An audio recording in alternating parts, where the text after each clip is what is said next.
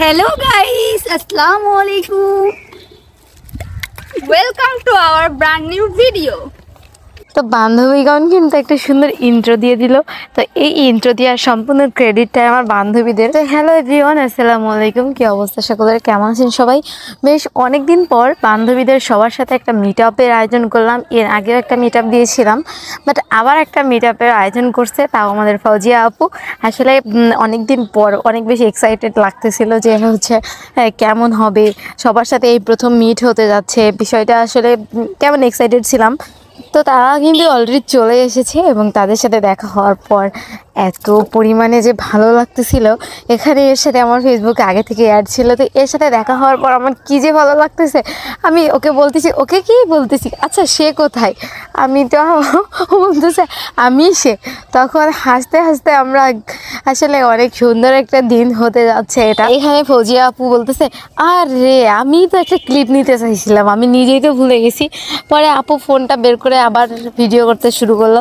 আসলে সবাই ভিডিও করলে যা হয় আর কি। তো এখানে কিন্তু আমাদের সাথে বেশ কয়েকজনই ছিল, সাথে একটা ভাইয়া ছিল, যে ভাইয়াটা আমাদের সবার পিকচার তুলে দিবে, কারণ আমরা সবাই একসাথে থাকলে আমরা পিকচার তুলতে পারবো না। তারপরেও আমি আজকে ভিডিও অ্যান্ড পিকচার থেকে আমি স্কিপ হয়ে গেছি, কারণ আমি সবার ভিডিও করে দিচ্ছিলাম, আমি সবার পিকচার তুলে দিচ্ছিলাম, যার কারণে আমি ভিডিও এবং পিকচার থেকে স্কিপ হয়ে গেছি। যাই হোক, ব্যাপার না, ওইটা আমার পিকচার তুলে দিতে অনেক বেশি ভালো লাগতেছিল। আমার পিকচার তুলে দেওয়া, ভিডিও করে দেওয়া ওদের অনেক বেশি পছন্দ হচ্ছিল, যার কারণে আমার আরও বেশি ভালো লাগতেছিল। আমরা ডিসাইড করতেছিলাম যে আসলে আমরা কোথায় বসবো। অ্যাকচুয়ালি যশোরে কি পরিমাণে রোদ, আর এই রোদ্দুরে বাইরে থাকাটা খুবই খুবই টাফ ব্যাপার। আর কালো বোরকায় তো গরমে একটু বেশিই লাগে, যার কারণে আরও বেশি টাফ ব্যাপার হয়ে যাচ্ছিলো, আর প্রচুর পরিমাণে গরম লাগতেছিল। তো আমরা কিন্তু পৌর পার্কে যে ব্রিজটা আছে সেখানে গিয়েছিলাম। তারপরে ভিতরে বসতে চাইছিলাম, বাট ভিতরে রোদ্দুর ছিল, যার কারণে বসতে পারি নাই। দেন আমরা চিন্তা করছিলাম যে কোথায় বসি।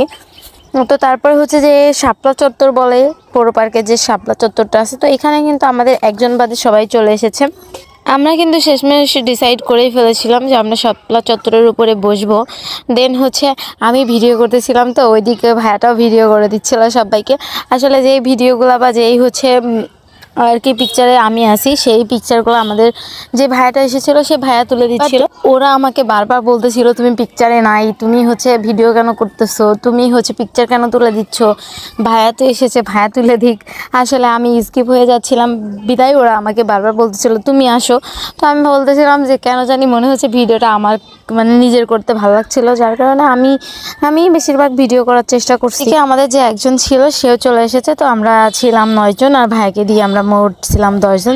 তো আপু কিন্তু তার পেজের পক্ষ থেকে একটা কন্টেস্ট দিয়েছিল, আর কন্টেস্টে আমাদের 1 2 জন তারা ফার্স্ট আর সেকেন্ড হয়েছিল। আপু তাদেরকে সুন্দর সুন্দর 2টা মেকআপ গিফট করছে। তারপর আমি আপু সুন্দর করে কয়েকটা পিকচার এবং ভিডিও করে দিলাম। এদিকে নাজিয়া আমাকে বলতেছিল যে তোমাকে দিব না, দেখাবো না। তো তারপরে নাজিয়া আমার সাথে একটু দুষ্টুমি করার পর দেখলাম যে সুন্দর একটা গিফট দিয়েছিল। বেশ অনেকদিন পর এতগুলো ফ্রেন্ড মিলে একসাথে মিট আপ দেওয়ার একটা ফিলিংস ছিল অন্যরকম, বেশ অনেক অনেক ভালো লেগেছে। নেক্সটে ইনশাআল্লাহ খুব তাড়াতাড়ি সবার সাথে আবার দেখা হবে। এত সুন্দর একটা মিট আপে কেক থাকবে না, সেটা কি হতে পারে? তো আমাদের জন্য কেক খাওয়াটা একটু টাফ ব্যাপার, তারপরেও ব্যাপার না, সুন্দর কিউট মাশাআল্লাহ একটা কেক নিয়ে এসেছিল আমাদের প্রিয় ফাউজিয়া আপু। তো সবাই মিলে কেকের সাথে কিছু ভিডিওস, কিছু পিকচার তুলে নিলাম, কারণ এত কিউট কেকটা হয়েছিল আসলে। আর সবাই একসাথে মাশাআল্লাহ সবাইকে অনেক অনেক ভালো লাগতেছিল। আর এদিকে ফৌজিয়া আপু, আমরা সবাই আকসা মিলে আমরা কেকটা কেটে ফেললাম। কেকটা এত বেশি কিউট ছিল যে একদমই কাটতে ইচ্ছা করছিল না, কিন্তু খাওয়ার জিনিস কাটতে হবে, এটাই স্বাভাবিক। তো আকসা কিন্তু ফৌজিয়া আপুকে সুন্দর মতো খাইয়ে দিল, আর আকসা সবাইকে আস্তে আস্তে একটু একটু করে খাইয়ে দিচ্ছে, এবং সবার মেকআপে লেগে গিয়েছে, কারণ কেক খাওয়াটা একদমই কষ্টকর, কারণ কেক প্রেস্টি, তো প্রেস্টি তো মেকআপে লাগবে, এটাই স্বাভাবিক। তো তারপরে আমাদের খাওয়া দাওয়া শেষ করে আমরা চলে এসেছিলাম পৌর পার্কের গাছের নিচে, কারণ আমরা এখানে প্ল্যান করতেছি যে আমরা কানামাছি খেলবো। অনেক ছোটোবেলায় যে আমরা কানামাছি খেলতাম, বাট সেগুলো এখন আর খেলা হয় না। তো এদিকে ফাউজিয়া আপু বলছিল আমি খেলবো না, সাথে আরেকজন ছিল সেও বলছিল আমিও খেলবো না।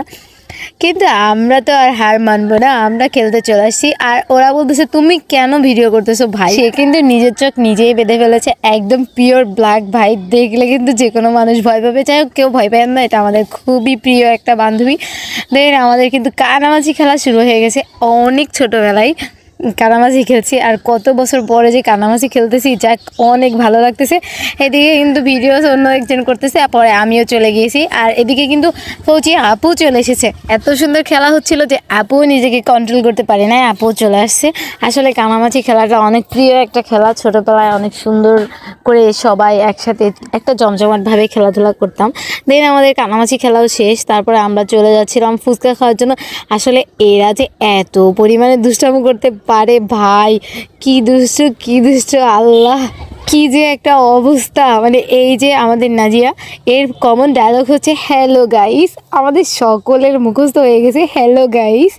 আসলে অনেক সুন্দরতম একটা দিন। তো আমাদের কিন্তু পৌর পার্কের সকল কথাবার্তা, খেলাধুলা সব কিছু শেষ হয়ে গেছে। দেন আমরা চলে যাচ্ছিলাম ফুচকা খাওয়ার জন্য, কারণ অনেক ইচ্ছা হচ্ছিল ফুচকা খাওয়ার জন্য। আবার অনেকে বলতেছিল আইসক্রিম খাই, কিন্তু না, এই সবাই মিলে যদি ফুচকা না খাই তাহলে কি চলে ভাই?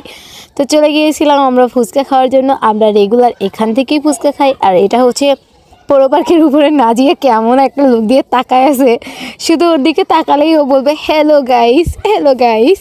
তো আমরা কিন্তু বেশ কিছু সময় অপেক্ষা করার পর আপু আর কি দেখতেছিল যে আমরা কয়জন কয়টা খাবো। তো আমাদের কিন্তু মনে হয় আমরা ছিলাম 9 জন, আর ফুচকা বেমি 8টা না 9টাই নিয়ে আসছিল। এই দিনের ফুচকাটা এত বেশি মজার ছিল যে দিনটা যেমন সুন্দর ছিল, ফুচকাটাও ওরকমই অনেক মজার ছিল।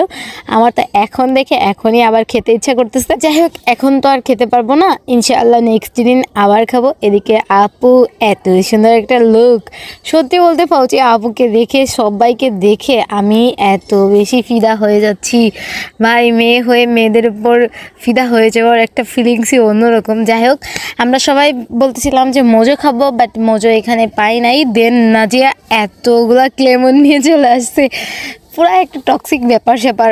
ও একে একে সবাইকে দিয়ে দিল। আসলে ফুচকার আমরা এক্সট্রা টক না হলে যেন আমাদের ফুচকা জমেই না, এতগুলা ঝাল দিয়ে গিয়েছে লাস্টে ভাই। আর নাজিয়া তো আমার ফুচকা ভয়ে খাইতেছে না, বলতেছে আমি এই ফুচকা খাইলে আমি শেষ, কারণ এত পরিমাণে ঝাল দিছো ভাই তুমি, দেখে আমার ভয় লাগতেছে। ফুচকা খাওয়া শেষ করে চলে গেলাম কলেজের দিকে। কলেজে যাইয়া আমরা খাইতে শুরু করলাম ছোটোবেলার যে 3 কোন আইসক্রিম ছিল, মাত্র 3 টাকা দিয়ে কিনতাম, সেই আইসক্রিম কিনলাম এখন 10 টাকা দিয়ে। আর আইসক্রিম এখান থেকে এর আগেও খেয়েছি, এখানকার আইসক্রিমটা অনেক মজা, যার কারণে এখান থেকে সবাইকে জোর করে করে এক কথায় আইসক্রিম খাওয়ানো। তারপর হচ্ছে আইসক্রিমের সুন্দর একটা ফটোশ্যুট করলাম। যাই হোক, আইসক্রিমটা অনেক সুন্দর ছিল, দিনটা